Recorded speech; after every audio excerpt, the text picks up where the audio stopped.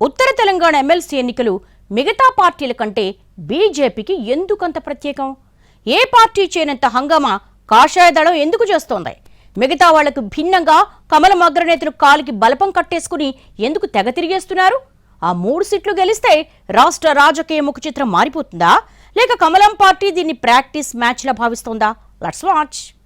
తెలంగాణలో 3 ఎమ్మెల్సీ సీట్లకు జరగబోతున్న ఎన్నికల్ని చాలా సీరియస్ గా తీసుకుని వర్కౌట్ చేస్తోంది బీజేపీ. 2 ఉపాధ్యాయ, 1 గ్రాడ్యుయేట్ స్థానానికి ఎన్నికలు జరుగుతూ ఉండగా షెడ్యూల్ రాకముందే తమ అభ్యర్థులను ప్రకటించి అప్పటి నుంచి దూకుడుగానే ఉంది.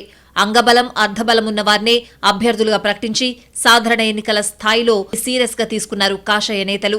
ఈ ఎన్నికల ఓటర్లంతా చదువుకున్నవారు కావడం, ఆయా వర్గాల్లో తమ పార్టీకి పట్టుందన్న నమ్మకంతో ఎట్టి పరిస్థితుల్లో సత్తా చాటాలని డిసైడ్ అయిందట కమలదళం. అందుకే పార్టీ ముఖ్య నాయకులంతా కాలికి బలపం కట్టుకుని తిరుగుతున్నట్లు తెలుస్తోంది.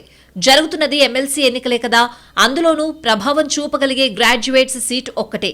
అయినా సరే బీజేపీ ఎందుకింత తపన పడుతోంది, ఆ స్థాయి ఎఫర్ట్స్ ఎందుకు పెడుతున్నారని అంటే అసలు లెక్క అక్కడే ఉందని అంటున్నారు పొలిటికల్ పండిట్స్.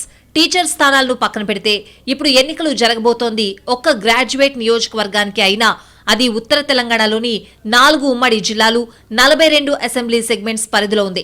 ఓటర్ల సంఖ్య దాదాపు 3.5 లక్షలు. ఈ లెక్కను చూసుకుంటే పేరుకు ఒక్క సీటే అయినా ప్రభావం చాలా ఎక్కువగా ఉంటుంది.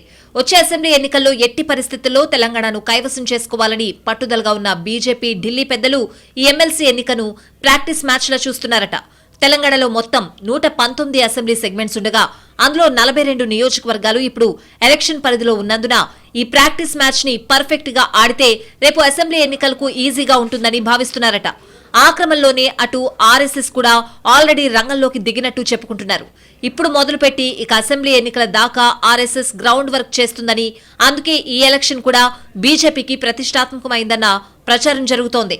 ఎమ్మెల్సీ ఎన్నికల్లో గెలవడం ద్వారా పార్లమెంట్ ఎలక్షన్స్ ఊపును కొనసాగించి అసెంబ్లీకి రూట్ క్లియర్ చేసుకోవాలి అన్నది కాషాయ దళం ప్లానింగ్ అంట. అందుకే మిగతా పార్టీల కంటే ఎక్కువగా అంత సీరియస్ గా తీసుకున్నట్టు చెప్పుకుంటున్నారు. ఈ 3 సీట్లు గెలవడం ద్వారా తెలంగాణ ప్రజలు బీజేపీ వైపే ఉన్నారని రుజువు చేయాలనుకుంటున్నారట. రాష్ట్రంలో పార్టీ సభ్యత్వం 40 లక్షలు దాటింది. ఆ ప్రభావం కూడా ఈ ఎన్నికల్లో కనిపించాలని, తమది వాపు కాదని నిరూపించుకోవాలని అనుకుంటున్నారట.